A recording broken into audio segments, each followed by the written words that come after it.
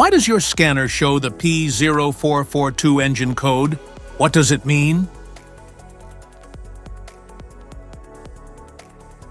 P0442 is a diagnostic trouble code for Evaporative Emission Control System leak detected.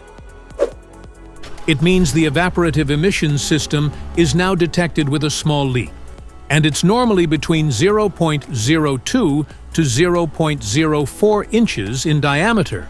Under this circumstance, short-distance driving is permitted, but your vehicle should be repaired as soon as possible. So, what causes this imbalance? Here are the most common culprits.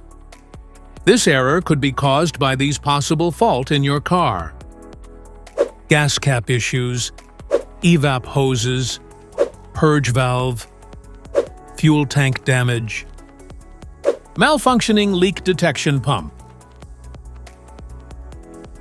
Each DTC code corresponds to a specific issue in your vehicle. This engine code comes in various vehicles, mostly comes in Toyota, Honda, Ford, Chevrolet, BMW, Dodge, and more.